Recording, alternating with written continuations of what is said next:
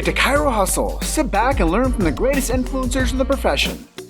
This week's episode is brought to you by Imaging Services, Chiro Moguls, Mahalo Wellness, Chiro Health USA, The Goodman Factor, Chiropractic Rocks, Chiro Tax Pro, and Digital Hustle. Let's hustle. Hey guys, welcome to episode 210 of the Chiro Hustle Podcast. I am your co-host, Luke Millette, and here's your host, Jim Chester. So today we had the opportunity of interviewing Dr. Devin Vrana, and if you want to understand if they knew what we know, they would do what we do. Stay tuned. Episode 210, Chiro Hustle Podcast, and you're coming in from Kansas today, right? I am, right in the Heartland. And we're coming in from not so far off the Heartland, Colorado. Oh, that makes me want to get in the car and drive to the mountains. And I saw your screensaver picture there. Where were you on the mountains there? That's outside Boulder. Oh gosh, I don't remember the name of the mountain, but it's just right outside Boulder, like 20 minutes maybe. Chautauqua? I don't know. It'll come as I get off of here. Dr. Hillary and Topher Roanhorse are good friends of ours. They're in Boulder, and they took us on a hike. So beautiful. So yeah, beautiful. The picture was awesome. Yeah. And what's that? I'm due. I need to get back out there. I love the mountains. One of my favorite places to be. Well, Luke and I are on the western slope of the state, so we're close to Utah. And our tagline for that is the west slope is the best slope. See, I got to get out there. I love that. And for those of you that don't know, our guest today is Dr. Devin Vrana, and coming in from the heartland of Kansas. Is it Wichita? Yep. Okay, so she's coming in from Wichita, and we're coming in from Grand Junction. We are not coming from big city. We're coming from a small town out here, and really, this conversation is geographic because we have this awesome connection with you guys. And I know you guys put on a big event, and I know we'll talk a little bit about that event that you guys put on. And your husband's a chiropractor. You got Chiro Kids. And I love the new saying that, you know, I picked this up from Pam Jarboe, but she calls what you are as a mama-practor. And I absolutely love that terminology. And I don't know your story really, and that's the beautiful thing about the Chiro Hustle Podcast is we get to ask that, and we get to have you share that with our audience today. So if you could, in our Chiro Hustle fashion, share your chiropractic story with us and what influenced you to become a chiropractor. Yeah, I love getting the opportunity to retell it because it seems so foreign. The life before chiropractic, right? BC, before chiropractic. And I started chiropractic school. I'd never been adjusted before. I was At what age? I was 21. I was 22 when I started school. I had a baby when I was 21. I was pre-med, pre-dentistry. Life shifted big time. And growing up, we were very traditional in the box when it came to healthcare. I knew I wanted to be in healthcare of some sort, but I didn't know what kind. I took the MCATs, I did all the things, but I don't like drugs. I used to, my parents would give me vitamins and stuff, and I would hide them in a shoebox because I don't like taking pills. I just don't like the way drugs make me feel. Of any kind. I'm just very sensitive, always have been. So I would hide it, and I was like, well, I don't really want to deal drugs, and I don't really want to do surgery. So maybe I don't want to be a doctor. Maybe I'll be a dentist. So then I shadowed a dentist, and I just couldn't find that thing. And I was a bartender at the time, and I waited on a chiropractor. And I just know I will never forget that day because I didn't end up getting his name. I was just watching. There was a big party, and he picked up the whole tab. And I was like, I want to be able to do that. He was just the life of the party, really healthy, vibrant person. And I asked, what do you do? I'm a chiropractor. I was like, do you like it? And he's like, yeah, I love it. I was like, well, where'd you go to school? And he said, Cleveland. And it's like one of those things I just kind of tucked in my memory bank. And then a week or two go by, and I look up, it's middle of the night. I'm up with my son. He had a lot of colic and just cranky baby stuff because he had a really rough birth. Now I know that. Then I didn't know that. And I was up late at night and I typed in Cleveland Chiropractic and they had a discovery day the next week. So I went, and I'd never been to a chiropractor, never been adjusted, sitting in the basement of the old chiropractic college, Cleveland Chiropractic College in Kansas City. And Carl Cleveland says the words, the power to make the body heal the body. And it's just like, that's it. Life was never the same. And I called my mom and I was like, Mom, I'm going to be a chiropractor. She was like, Devin, you've never been to a chiropractor. And I was like, no, I know, but like, this is it. These are my people. Like, they're saying all the things that I've thought my whole life, but I didn't have words for. And I mean, I had my own miracles with being adjusted. My son experienced a lot getting adjusted. My whole life opened up. I met my husband in college, and now my brother is a chiropractor. My sister is a chiropractor. My sister-in-law is a chiropractor. We've got cousins in chiropractic school right now. I've had practice members go back. So now it's like, it is my life. So I love getting to tell that story because it reminds me when Innate came to find me, because I'm like, the odds of being in that place and it playing out the way that it did, it was divine. So thank you for the opportunity to get to tell my story again, because I get goosebumps every time. It gave me goosebumps too. And it's honorable to be able to see what you've been able to accomplish and how you've been able to connect the community to a larger community. And I think that what you said is so true. So many people want to say certain things in certain words, but they don't have the language for it. Right. And they just don't know that the language that they're looking for is chiropractic language. Yeah, I mean, I think somewhat arrogantly we take on this role that we need to teach humanity, when in reality, I think what we're here to do is to help them remember. They already know. They just have to come back to the simplicity of that knowing. And that will open up a whole new world. And it has for me. And that's I think why I'm so relentless is I know what being a mom was like without chiropractic. I know what health was like for myself, for my family, without chiropractic. And there's no going back. That's for sure. So what are some things that make you unique or different in the world of chiropractic? I think, from the roots of that story, I didn't come into chiropractic with any preconceived notions of what it was or what it wasn't. So I've gotten to fall in love with it from the inside out. And I think that's kept me maybe more open than a lot of chiropractors that I'll meet who are generational. They grew up, they which is great. That has its own benefits, its own blessings, and its own curses. But I've just been kind of doe-eyed, and I maybe am more appreciative of it too, because it's still so fresh in my family history of the impact that it's made. And then, I got 5 kids. I've got twin 4-year-olds. I've got twin 9-year-olds, and I've got a 15-year-old. So I've got 5 kids. I've got my own practice. My husband's got his own practice.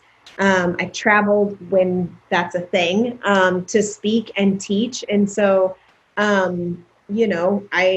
don't do it in spite of having 5 kids. I do it because I have 5 kids, and we've just created a chiro world, right? And I want to share that with as many people as I can. And you also have this event called The Big Idea. Can you tell our listeners a little bit about that if they don't know?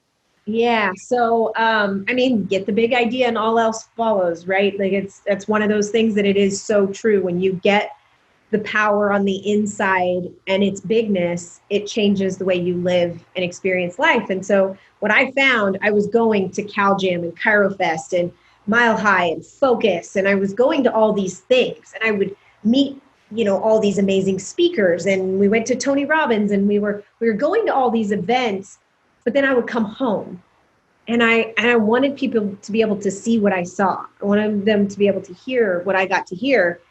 And it just, I came home from Focus 2017, and we got on a golf cart and took our twins for a ride. And I looked at my husband, I said, we've got to bring the big idea here. We've got to have an event so that our family and our practices can feel it. And he was like, oh gosh, he's gotten so used to my crazy ideas. And he supports them. God bless him. And so we did. We invited a host of speakers, and we were only going to do it one time. We put up a white tent in our field in a pasture. We ran generators, and I mean, like it was all the fields. We were only going to do it once. And then we got the testimonials of, what people experienced that day. And they said, when's the next one? And I was hooked. And Dr. Gilles said, Deb, I've been to a lot of events, but that one was special. You should do it again. And so we did. And we did it last year. And we were supposed to have it on 10/10 of this year. And I'm postponing for now until we can do in person, because I'm a hugger. And so like I've gotten to do the wave and some different virtual seminars. And I love that we can do this, but man, I gotta be able to feel people again. So we will do the big idea again soon. So what are some mantras that you live your life by, and maybe share some of your favorite motivational quotes? Have you guys been to the Palmer Mansion? Mm-hmm. Mm-hmm. Yeah. So BJ was, as Chiro cliche as it is, ADIO, expect miracles, power that made the body heals the body. I mean, his epigrams are a lot of my favorite mantras, and expect miracles in particular. And I put it, that's what I wear to work. And it's for twofold. Number one, our expectations create our reality. I mean, I know I've seen you guys at things like 10X, and I know you've gone to Tony's stuff too, right? Mm-hmm. Yeah.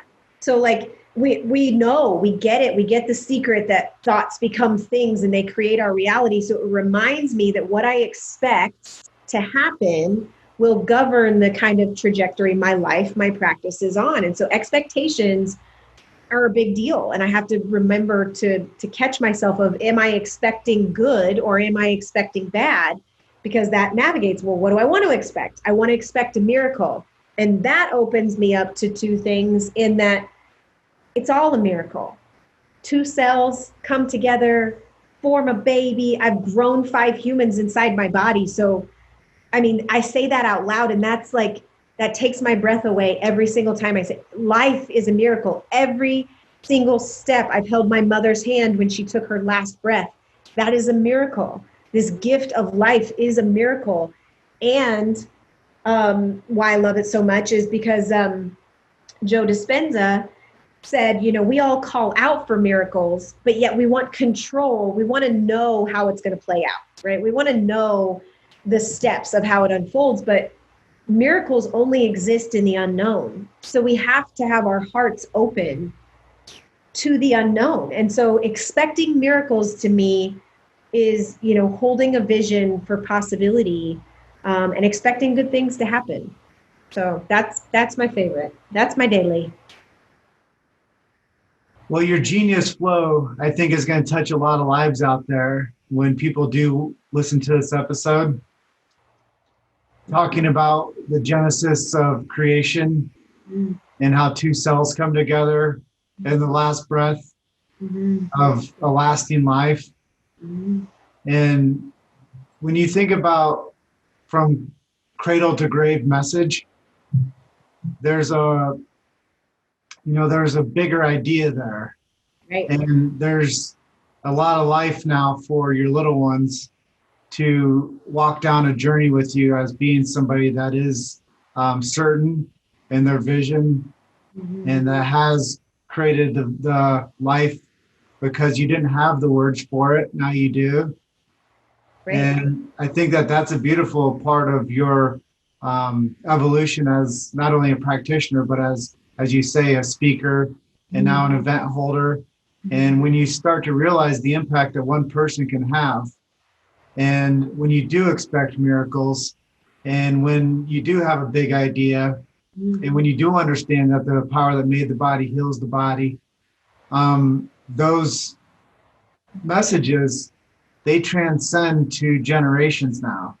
That's right. Because the people that BJ was making an effect on when he started that type of messaging, he started this thing called WOC, And for those of you that are out there watching that might not know what WOC stands for, it was BJ's first radio station, Wonders of Chiropractic.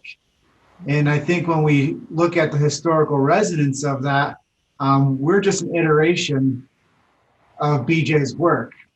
The Chiro Hustle Podcast is just an iteration of the foundation that BJ landed on and how he started creating the message to be bigger and to broadcast east to west from the Mississippi River.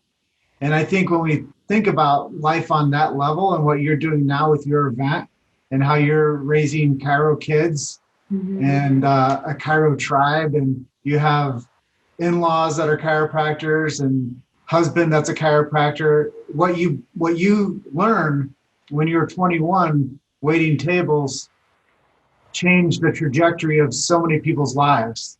Yeah. And I just love your story, and I think it's really important for people to go back and replay the first 10 minutes of this interview like 5 or 6 times and just listen to the simplicity of what you knew and what you didn't know and what you know now, because there's been a great evolution in you. And to see what you've been able to do now from stage and at Cal Jam specifically, when I first saw you, that was something huge, because I knew you were touching so many people's lives that were in that audience. And that's a really special place to be. And I know that from what you've been able to, sow the seed for is a chiropractic world. And I guess our next question is very fitting is, what would happen if we actually got BJ Palmer's Chiropractic Utopia and everybody was getting adjusted and we weren't dependent on an outside in source that people thought were supposed to make them healthy? Oh, man. And it's such a timely opportunity to ask the question and answer the question in times like these, right? We see the alternative. We see it. We're living in the world expression of outside in we're living in a state of fear. And so basically take everything as it is here in 2020 and flip it.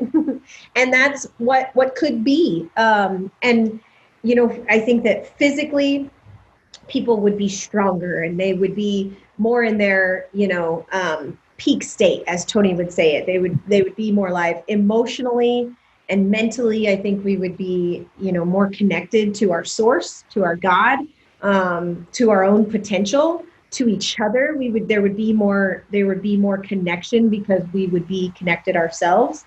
And so I see a world adjusted.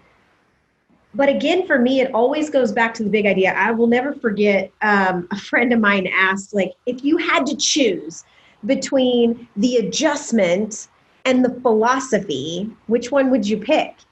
And there's no hesitation for me without disrespecting the adjustment. It's the philosophy for me. The bigness of chiropractic philosophy and truth and the 33 principles and that idea, that is the fuel on my fire here in 2020, my pursuit of taking that option to humanity. I don't want to choose for them. I just want them to know there's an option. I just want to give language where they don't remember. And I want to invite them into that utopia, one person at a time for as many days as I can. And that vision for what could be, that feeling I get when we ask a question like that, that's it. That's why I do everything I do, because I just want to be a part of singing that song forward.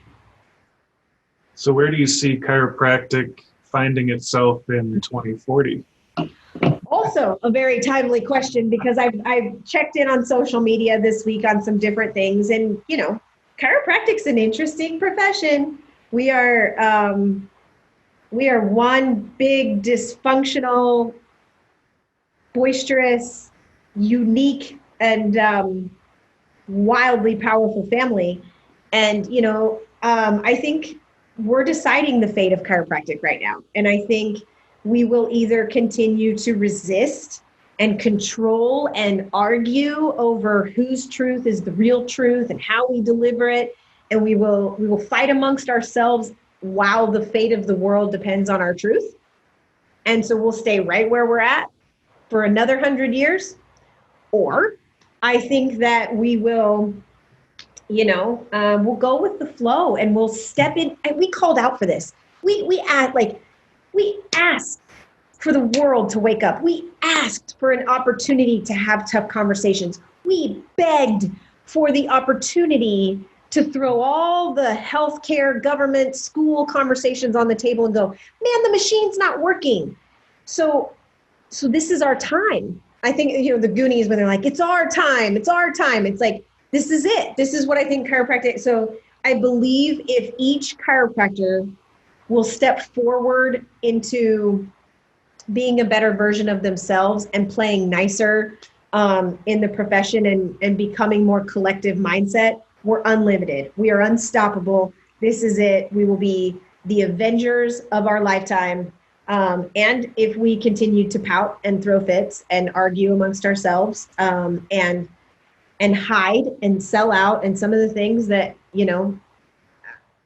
I just have no tolerance for, then we're wasting time. We're wasting humanity's time. So I really hope that individually we make good decisions and collectively we start to love each other a little more.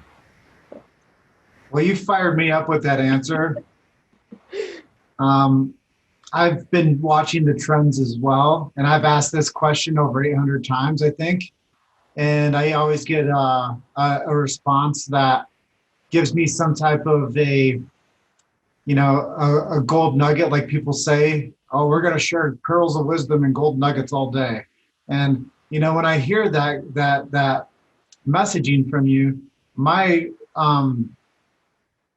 comeback to the world is you can buy the schools, but you can't sell the practitioners. Mm-hmm. And that's really where we're at right now in this profession, is they're trying to manipulate the education resources, but the practitioners like you and the other people that support the beautiful profession of chiropractic, there's not a chance. There's not a chance over your dead body that somebody will come in and change the face of chiropractic for the worse. And that's what I see as from the practitioner front, as much different from the business edge of it. The practitioner, hell no, we won't go. But the people that are, in their cozy mahogany offices that get big checks, those are the ones that we have to worry about. And that's where we need to go lobby around, is those people that have been placed inside these institutions to say that they're the leaders, but they don't even know what philosophy is when it comes to the profession. So we need to band around those people, support them, and figure out how to get them to flip into this chiropractic utopia that they're at the helm of. Well, and I shared something in my Instagram story that I wrote down in my journal this morning. That's, you have to be, you have to focus all your attention on the world you want to create instead of the world you want to tear down. And so to peg into what you're saying, Tim Young talks about opening a school. I hope to God he does. I know he will. I love that man. He's one of my very best and favorite friends. And I think there are enough people, and it's just the evolution of our generations where, I do think I think in our efforts to rise against the machine, we create a fight versus if that's not working, then let's create something that works. And so I do think that there'll be an evolution. There's some great schools. I think they're going to continue to kick ass and elevate the game. And then, it's like, again, I'll reference Tim Young. He looked at his state association and he didn't go, man, the Oklahoma association just really sucks. I'm going to complain about it and I'm going to write letters and I'm going to throw rocks at it and talk about how awful it is. He just started a new one. And now it's doing phenomenal. And he got a bunch of chiropractors. He didn't try to go alone and fight the system. He created unity, and he is such a good example. Lona Cook, very similar in Wisconsin.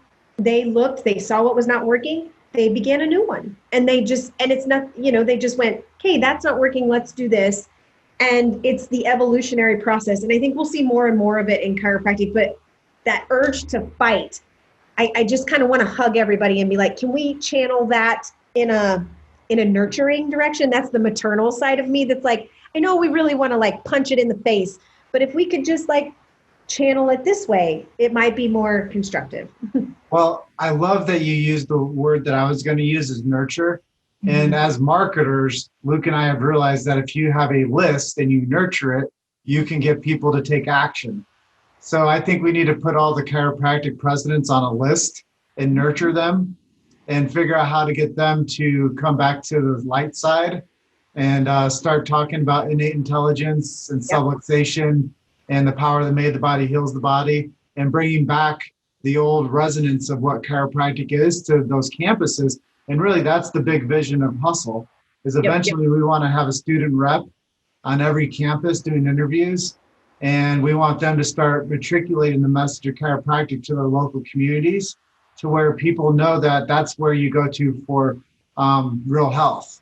And you don't go to the other people. One of our interviews a couple of days ago, that we were talking about like how in marketing today, they really are excited to tell you how many big medical campuses are being built and how much money is being filtered into like big hospitals. And which I think is good, but what it's telling us is we have a really sick culture if we need to start building bigger machines in the hospitals to heal more people. And that's where I come back to it, is if we start telling the story, and that's what I learned like from day one, if we just tell the story, we're going to start flipping minds. And that's really what it's about, is finding the leadership, make influence with them. And like you said, not go toe to toe with them, but nurture them and to let them know, hey, I understand what you're thinking. I understand where you're at. I understand how you must feel. But what we found, and you just got to feel, felt, found them. Yeah. Well, and like, I mean, we were at 10X together this year, and it's like, it's time for disruption as well, where it's like taxis were great until Uber, Redbox was great until Netflix, and Blockbuster was great until Redbox. It's like, it's time for a disruption, and the schools will evolve when they have something within the system or in the market that causes them to innovate. Right now, they have no reason to. Right now, like, they're the only options for chiropractic schools. So that's what people buy. You made it to Chiro Hustle. Sit back and learn from the greatest influencers in the profession.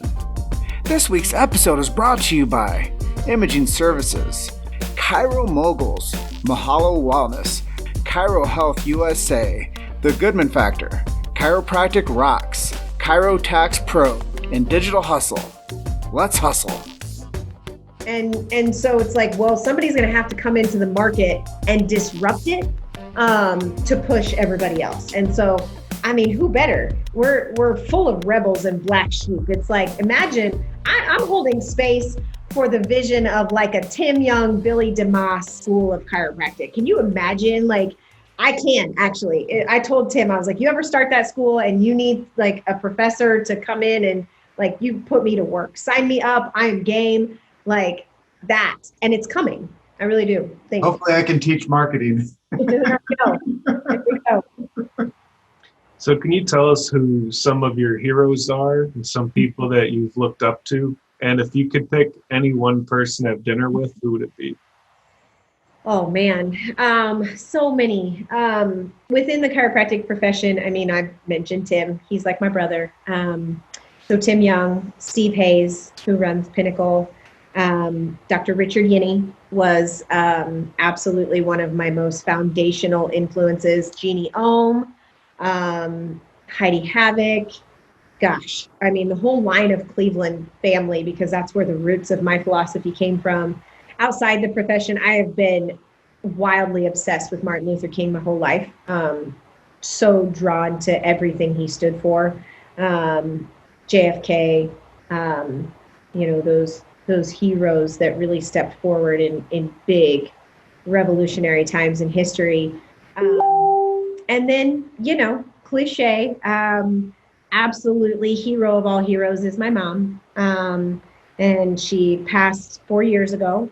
So if I get one dinner, it's her, no question. One hug, it would be her. So I could tell her, about the kids and about 2020 and about life, and she can tell me about what it's like wherever we go when we leave here. So, yeah. Mama. Yeah, it almost brings tears to my eyes. Tough one. That's I'm looking at a picture of her when I was a little girl. I mean, it's taken me 4 years, really, I think, to be able to truly talk about. I mean, she had bladder issues and then back pain, and it's like one of those things before you know. And we X-rayed, we MRI'd.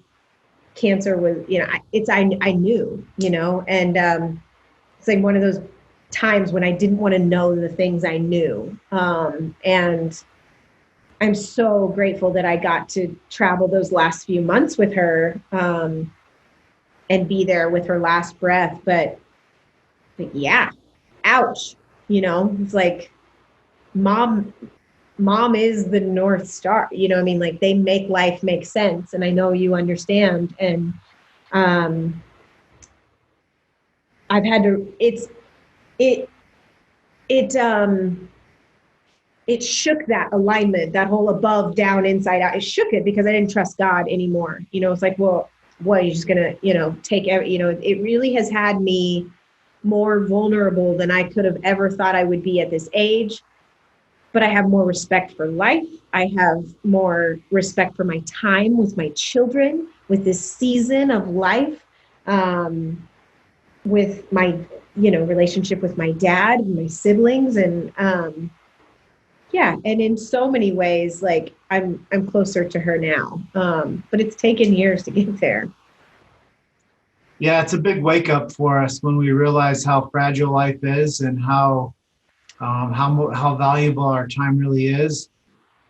And it is a huge reckoning for us to realize that if we could just have one more opportunity, who would it be with? Yeah. And it really opens up this emotional cascade in people.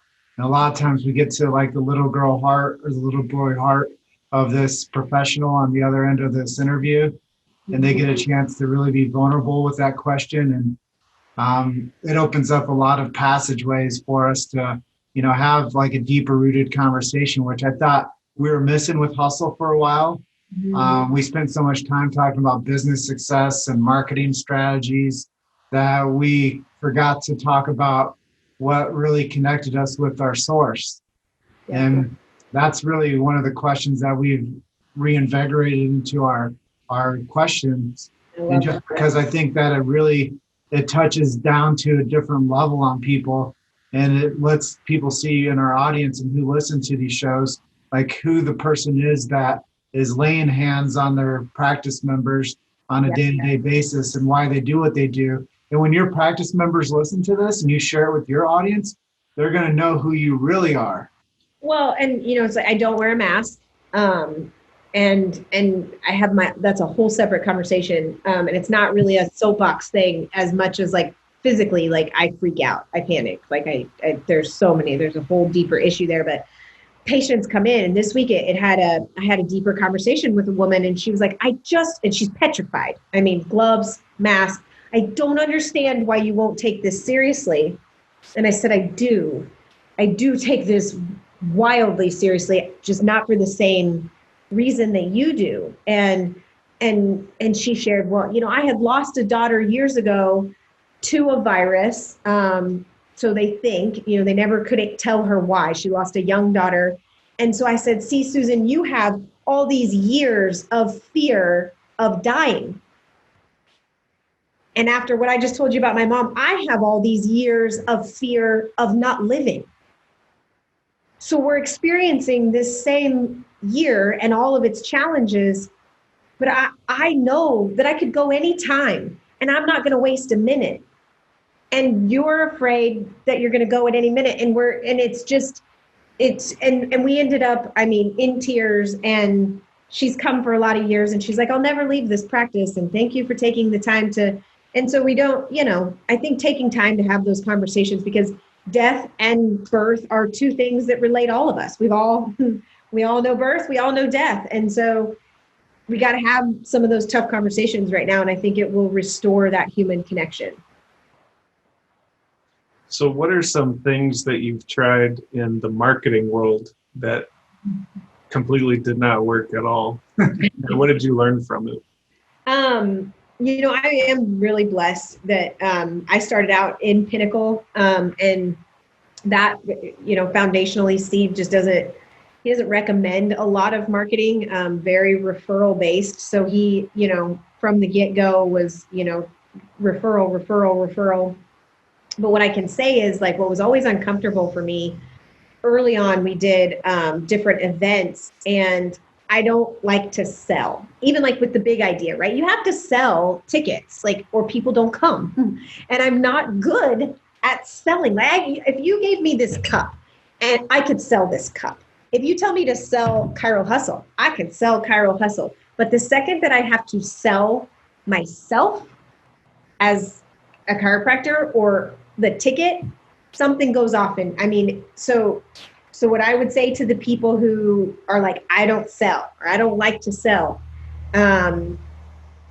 flipping that word from sell to serve. Like, I can't serve people in my chiropractic office if I don't offer them a way to in, whether that's ads or being on social media or hosting events or screenings. So if I change sell to serve, that was a big shift. But I had to really confront my issues around money.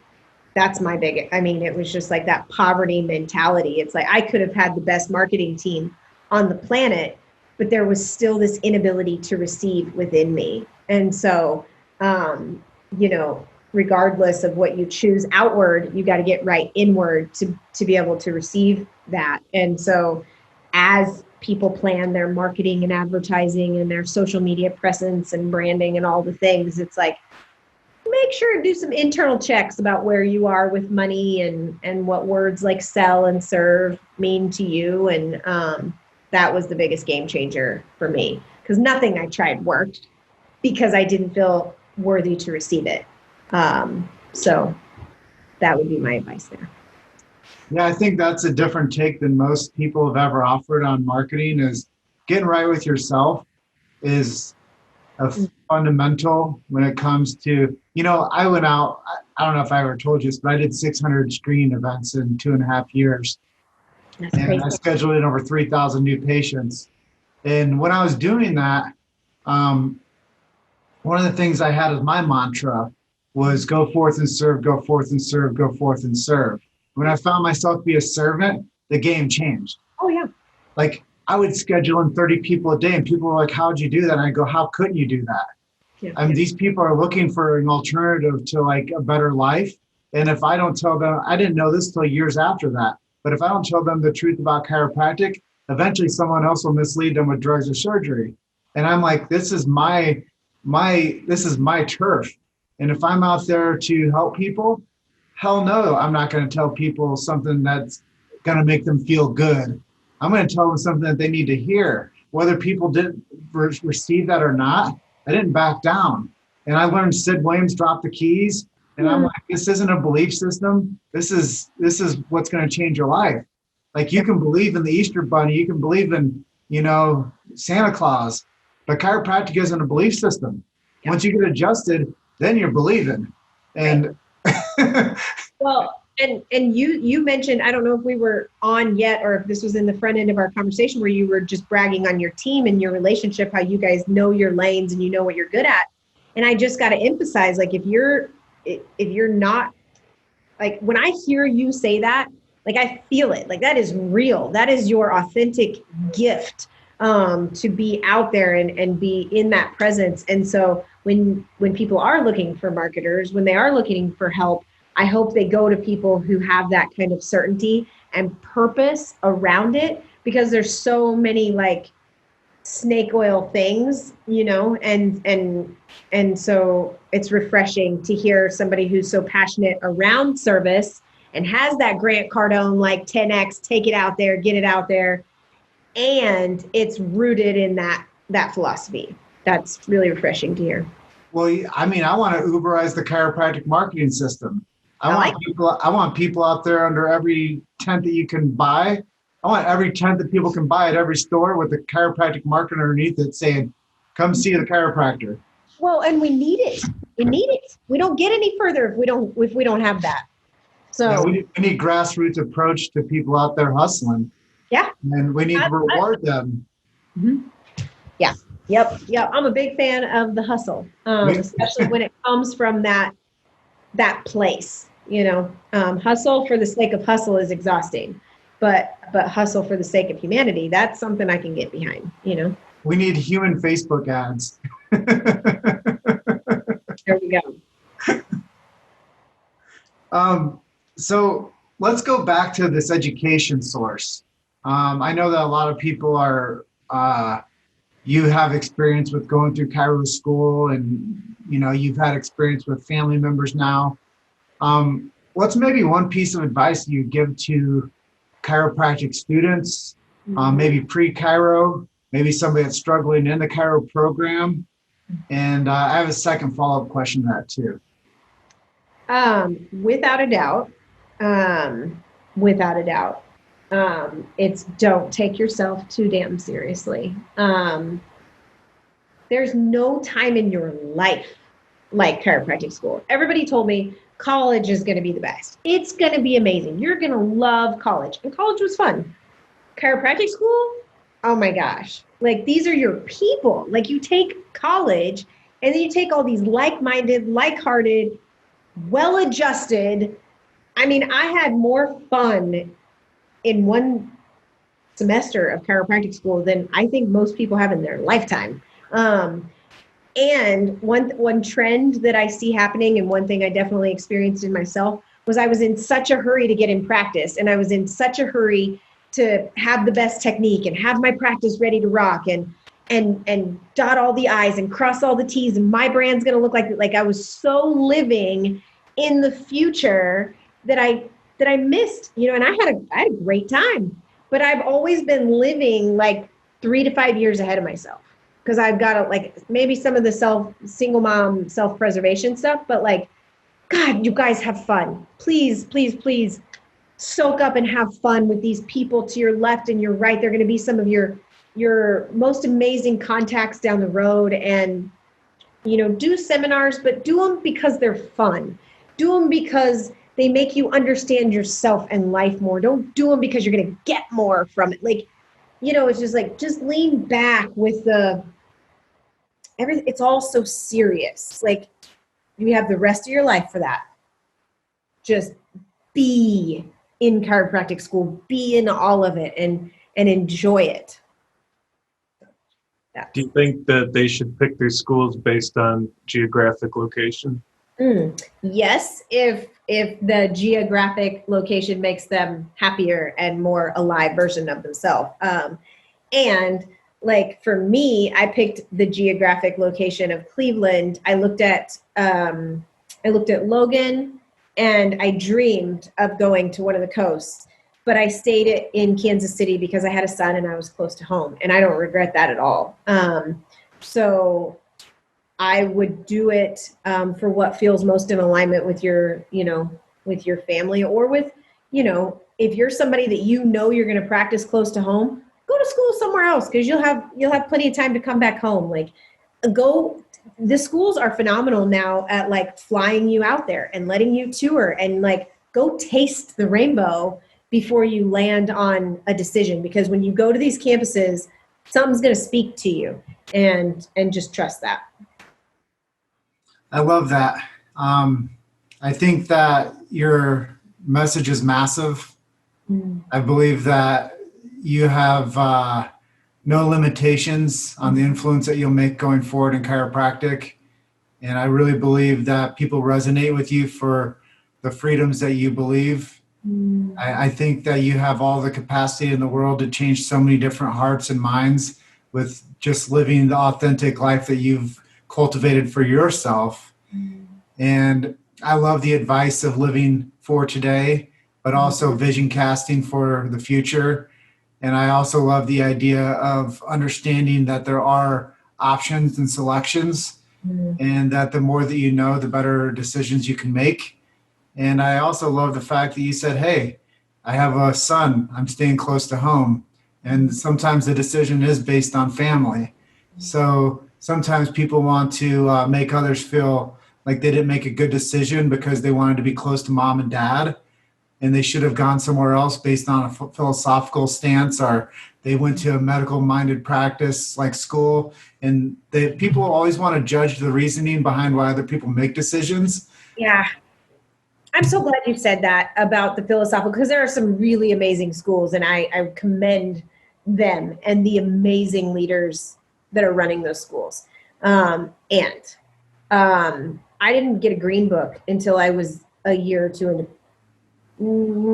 year and a half at least. It was my first focus, Troy Dukowitz. I didn't get my first green book until I was well into practice. So innate, just like my story, innate will find you when you're ready. And so, yes, your school matters, and it doesn't matter. Like, you're going to get exactly what you need in life. So it's always happening for you, regardless of where you're at. I'm glad you said that, because I don't think the school makes the chiropractor. I really don't. I think it could sure help, but I don't think it makes. Some of the best chiropractors I know went to schools that I'm like, what? How'd you learn to adjust like that? Go into that school, so it's like the innate will make the man no matter what. So what kind of things do you like to read and listen to? And what are some of your hobbies? What do you do for fun? I love to read. I love to read anything and everything, very self-development. I'm reading for the second time right now, The Monk Who Sold His Ferrari. It's just I bought 10 copies and gave them to everyone I know, because anytime I find something, I'm like, you've got to read this. So I love books. I love stories, and all the green books. Not all of them. Some of them are better, but green books. Audible is my best friend, because I'm constantly listening to things. So that ties to hobby, where I have to try to have hobbies, because I am on all the time, which can be exhausting and not healthy. So chiropractic is my hobby. I love to travel and do all those things. But if I'm trying to turn off, then I love to tie-dye and just play with my kids. Tie-dye is probably one of my favorite things, like turning on music and getting messy and creating things like this that other people, wear. That I love that. Anything with my kids. We're very outdoorsy. I like to surf and wakeboard, and anything that tests my muscles and makes me feel alive. We're definitely an adrenaline junkie family. But yeah, I like to travel. That's been one of the hardest parts of 2020, because I am a bird. I love to be in the world, and this has set me back down, which has been great. And I will be very ready to spread my wings again. So what are some websites people can go to if they want to learn about you or the big idea or anything else you're up to?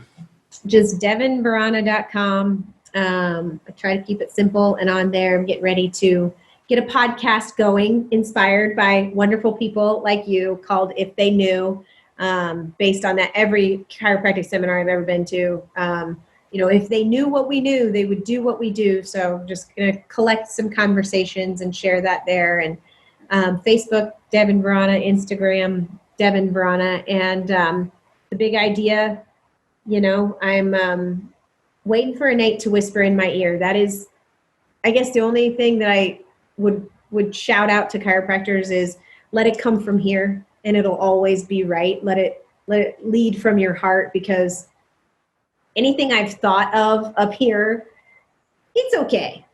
But all the really good stuff was thought flash, innate led. And I'm sure Chiro Hustle is the same way. And it always takes you to the most amazing places. So, yeah.